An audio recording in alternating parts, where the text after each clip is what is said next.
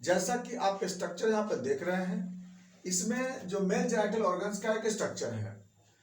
Mail genital organs urinary system से मर्ज रहता है, इसलिए इसको हम यूरोजेनिटल सिस्टम ही बोलते हैं।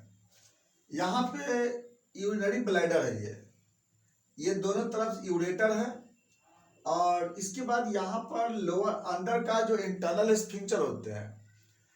इसके बाद ये आगे का जो पार्ट होता है ना, इतना पार्ट तो फीमेल में भी होता है, लेकिन इतना इसके बाद जो होता है ना, ये मेल का जितना जो पार्ट देख रहे हैं जेनिटल ऑर्गन्स होते हैं। ये जैसे यहाँ पर ये टेस्टिस है, दोनों तरफ दो टेस्टिस होता है, वन पेयर, एक राइट और एक लेफ्ट। और टेस्टिस के बाद यहाँ पर ये जो देख रहे हैं ट्यूब, ये भास डिफरेंस कहलाता है। ये वाले इसको हम सेमिनल वेसिकल बोलते हैं। और यहाँ से यह इजाकुलेटरी डक्ट बनता है, इजाकुलेटरी डक्ट। और ये जो देख रहे हैं ना, इसको हम लोग बोलते हैं प्रोस्टेट ग्लैंड, और इसको बोलते हैं एक्सटर्नल जेनिटल या पेनिस। और यहाँ पर होता है one pair bulbar urethral gland. यही स्ट्रक्चर इधर भी होता है सेम। अब आके बात करते हैं इंदर में।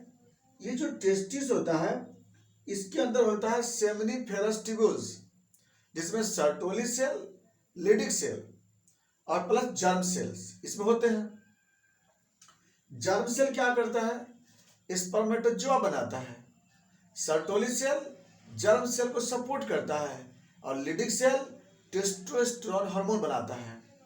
यहां से स्पर्म इस इपिडिडाइमिस के बाद यहां से भास डिफरेंस में आता है।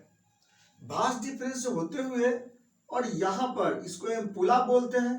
यहाँ पर यह स्पर्म, इसको स्पर्मेटोजोआ बोलते हैं, यह स्टोर हो जाता है इधर राइट की तरफ भी और सेम इधर लेफ्ट की तरफ भी।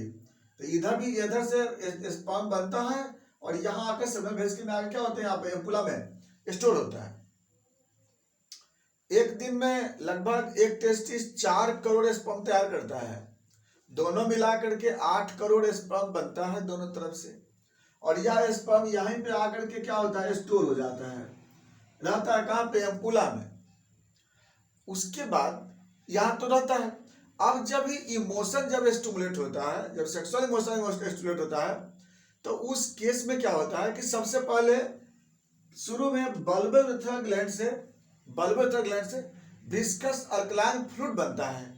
इसका काम क्या होता है ना कि ये जो रास्ते होते हैं जिससे यूरिन भी पास करता है ना, इससे तो यूरिन भी पास करता है, तो इस रास्ते को अल्कलाइन बनाता है, बेसिक बनाता है, चूंकि यहाँ से कोई स्पर्मेटोजोआ डेथ ना करे।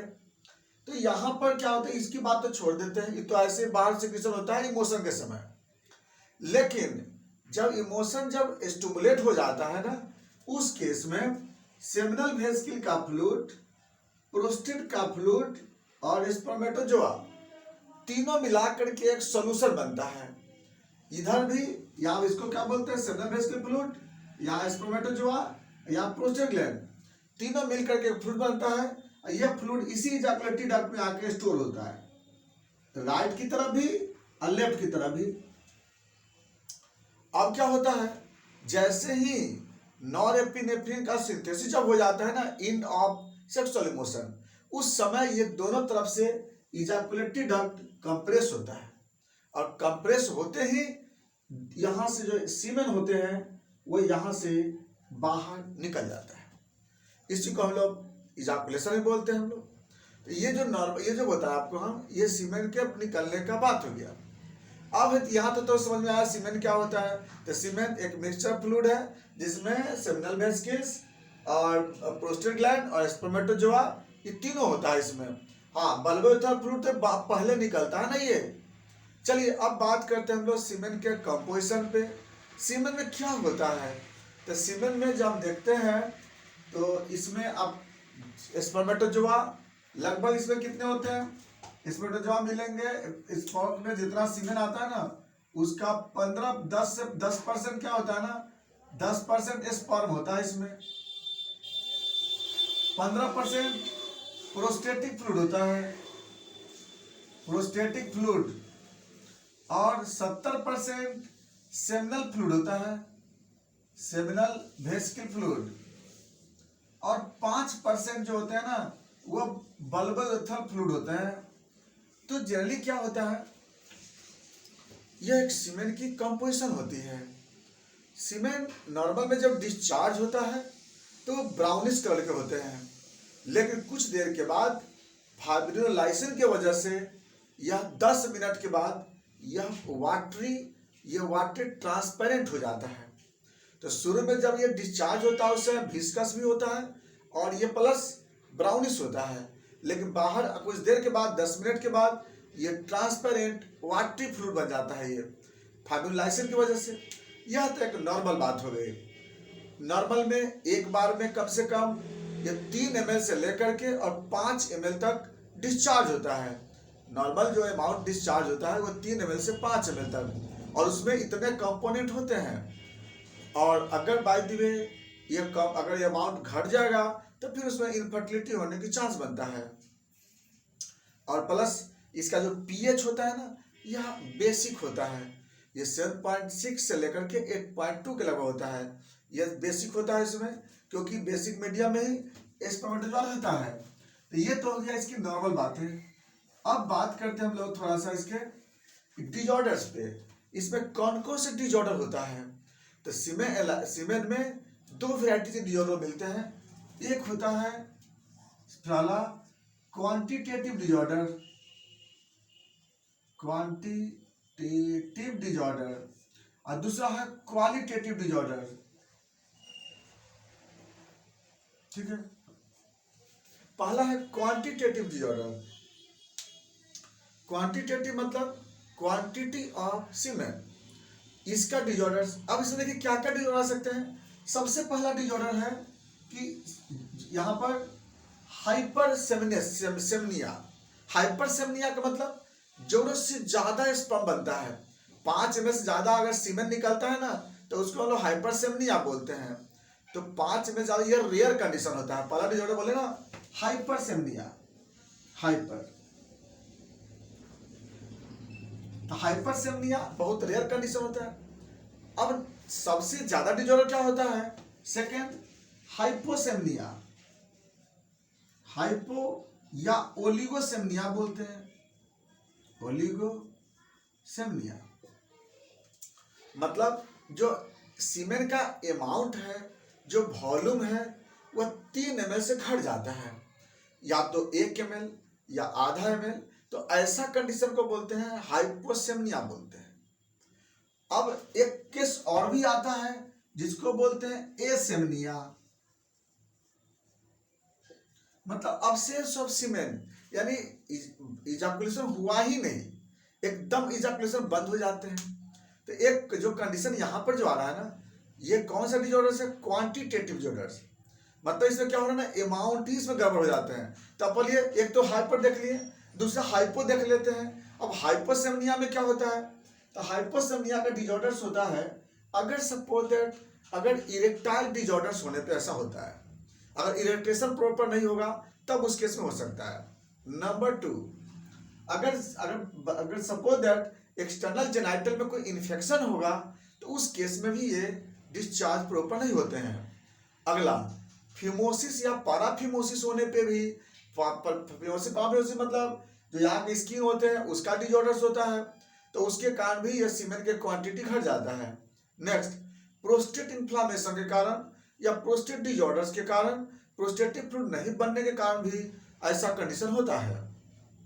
अगला, अगर रेट्रोवर्टेड इजाकुलेशन होता है, रेट्रोवर्टेड का मतलब होता है पीछे की तरफ जो होता है ना, वो सीमेन जो होता है इजाकुलेट कर जाता है, आगे नहीं होकर बैक हो जाता है।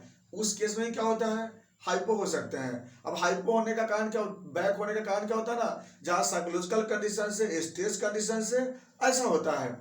नेक्स्ट, अगर सेमिनल वेसिकल का डिजॉर्डर होगा, सेमिनल वेसिकल में सिस्ट होगा, सेमिनल वेसिकल में ट्यूमर होगा, सेमिनल वेसिकल में इन्फ्लामेशन होगा, उस केस में क्या होगा? ये सीमेन की क्वांटिटी डिक्रीज कर जाता है।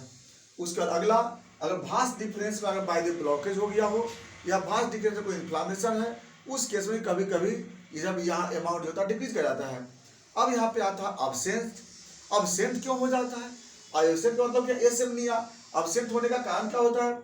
या तो इजाकुलेटरी डक्ट यहाँ पे ब्लॉक है, इजाकुलेटरी ब्लॉक होने के कारण या प्रोस्टेटिक जो ग्लैंड होता है, प्रोस्टेटिक ग्लैंड इजैकुलेटरी डक्ट को कंप्रेस कर देता है। कई बार ऐसा होता है कि प्रोस्टेट ग्लैंड जो होता है इजैकुलेटरी डक्ट को बंद कर देता है, या तो इसमें प्रोस्टेट में कोई सिस्ट बन गया हो या प्रोस्टेट के अंदर किसी तरह का अबनॉर्मल मास बन गया हो, तो ऐसा केस होता है कि उसमें सीमेंट डिस्चार्ज नहीं हो पाता है। या फिर ऐसा भी हो सकता है कि यहाँ पर सेमिनल वेसिकल में यहीं पर ब्लॉकेज हो, यहाँ पर डिजॉर्डर आ सकता है, कोई ना कोई ऑर्गन कंप्रेस कर रहा होगा, इसके कारण यहाँ पर एसेमिनिया हो जाता है। अब जो दूसरा डिजॉर्डर होता है इसमें नेक्स्ट आता है क्वालिटी डिजॉर्डर्स। क्वालिटी डिजॉर्डर्स में क्या होता है कि सबसे पहला इसमें आता है, इसका सबसे फर्स्ट है विस्कोसिटी, यानी इसका एकदम वाटरी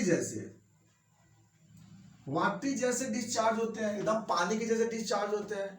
तो पानी के जैसा डिस्चार्ज होने का रीजन क्या हो सकता है, यानी कि जैसे हम तो जानते हैं कि चलो 10 मिनट के बाद तो वो लिक्विफाई होता है, लेकिन यहाँ पर क्या होता है कि डिस्चार्ज होते समय ही वाटरी होते हैं। तो इसका मतलब कि या तो उसमें सबसे पहला गड़बड़ी क्या होता है, या तो स्पर्मेटोजोआ नहीं है, दूसरा कि सेमिनल वेसिकल का डिजॉर्डर से इसमें हो सकता है, उसमें कोई इन्फेक्शन हो। नेक्स्ट अगला प्रोस्टेट ग्लैंड की डिजॉर्डर हो सकता है, क्योंकि प्रोस्टेट ग्लैंड डिजॉर्डर होने की वजह से क्या होता है वाटरी फ्लूइड डिस्चार्ज होता है इसमें। हो सकता है कि एक्सेस विटामिन सी यूज कर रहा हो सकता है अल्कोहल इंटेक कर रहा हो, निकोटिन यूज कर रहा हो, तो उस केस में क्या होता है ना वाटरी डिस्चार्ज होते हैं उसमें। तो एक तो डिजॉर्डर होता है। नंबर 2 अगला डिजॉर्डर जो होता है इसमें आपको नेक्स्ट है जो क्वालिटी डिजॉर्डर में आता है, इसमें कलर की डिजॉर्डर्स, कलर अबनॉर्मलिटी में क्या होता है, पहला रेड कलर कब हो सकता है इसमें, जैसे कहीं ना कहीं हेमरेज होने पर इसका कलर रेड हो जाता है। कहीं पे हेमरेज, जैसे मान लीजिए भाग डिफरेंस में हेमरेज है, यहाँ पर हेमरेज है, एजेक्युटिव डक्ट में हेमरेज है, या प्रोस्टेट ग्लैंड में है, या फिर यूरेथ्रा में है, और कहीं पे अगर होगा तो उस केस में रेड कलर हो जाते हैं। नेक्स्ट आते हैं येलो कलर क्यों हो जाता है, या तो येलो कलर का कारण होता है जॉन्डिस की वजह से, जो बिलिरुबिन की वजह से क्या होता है येलो कलर के डेवलप हो जाते हैं। नेक्स्ट आते हैं व्हाइट कलर। अब व्हाइट कलर क्यों हो जाता है, कोई ना कोई बैक्टीरिया के कारण, पस वाले बैक्टीरिया की वजह से, चाहे गोनोकोकस बैक्टीरिया हो, क्लेमाइडिया बैक्टीरिया है, स्टेफाइलोकोकस ऑरियस इन्फेक्शन है, तो किसी भी इन्फेक्शन के कारण क्या होता है इसका कलर व्हाइट हो जाता है। तो अब उसके बाद कभी कभी होता है ब्लैकिश कलर के भी हो जाते हैं या ग्रीनिश कलर हो जाते हैं। तो ब्लैकिश कलर जनरली होता है किसकी वजह से, या तो भी काला जार केस में हो सकता है, मलेरिया केस में हो सकता है। ग्रीनिश कलर हो सकता है कि फंगस इन्फेक्शन के कारण से वो ग्रीनिश कलर हो सकते हैं। तो ये जो आपका आता है क्वालिटी डिजॉर्डर जो आता है इसमें, तो नॉर्मल में ये आपको जो होता है नॉर्मल इस तरह के डिजॉर्डर्स आपको फिजिकली डिजॉर्डर मिलते हैं ये, क्योंकि अंदर का डिजॉर्डर भी नहीं पढ़ा रहे हैं। अंदर का डिजॉर्डर लोग आगे बताएंगे इसमें कि इसका अगर स्पर्म का काउंट कम हो जाता है तो उसका डिजॉर्डर्स क्या होता है। तो अधिकांशतः जो होता है इस तरह के डिजॉर्डर्स आपको मिलते हैं बहुत सारे मरीज में। अगर इसके अंदर बहुत सारे डिजॉर्डर मिलेंगे, इसको पता लगाने का क्या तरीका होता है, तो इसके लिए हम लोग सीमेन एनालिसिस से भी पता लगा सकते हैं, और प्लस और भी डायग्नोसिस जैसे अल्ट्रासोनोग्राफी हम करा के देख सकते हैं स्क्रोटम का, या फिर लोअर एब्डोमेन का अल्ट्रासोनोग्राफी करा करके भी हम लोग कुछ डिजॉर्डर को पता लगा सकते हैं। दूसरा है सीमेन कल्चर सीमेन कल्चर और सेंसिटिविटी से हम लोग ये जो कंडीशन होता है उसको पता लगा सकते हैं इसमें हम लोग। इसके बाद हार्मोनल टेस्ट है, सीरम टेस्टोस्टेरोन, इससे जांच करके देख सकते हैं। तो अगला है सिस्टोस्कोपी एग्जामिनेशन। सिस्टोस्कोपी से ब्लॉकेज वगैरह को पता लगा सकते हैं, या कोई डिजॉर्डर हो सकता है ये पता लगा सकते हैं। ये होता है इसके डिजॉर्डर पता लगाने का तरीका। प्रोस्टेट का अगर डिजॉर्डर होगा तो उसमें लोग एसिड फॉस्फेटेज कराते हैं या PSA कराते हैं। तो अलग अलग जांच होता है, जांच करा करके हम लोग अलग अलग डिजॉर्डर को देख सकते हैं। ट्रीटमेंट की जहाँ बात हुई अगर सपोज है, तो इसमें डिफरेंट टाइप्स की इसमें ट्रीटमेंट है। सीमेन का अमाउंट कम है उसका ट्रीटमेंट अलग है, क्वालिटी अगर इसमें चेंज है उसके ट्रीटमेंट अलग है। तो इसका ट्रीटमेंट हम लोग नेक्स्ट वीडियो में चलेंगे इसके बारे में कि इसका हम ट्रीटमेंट कैसे करते हैं, बाकी बातें चलेंगे नेक्स्ट वीडियो में। Thanks for watching.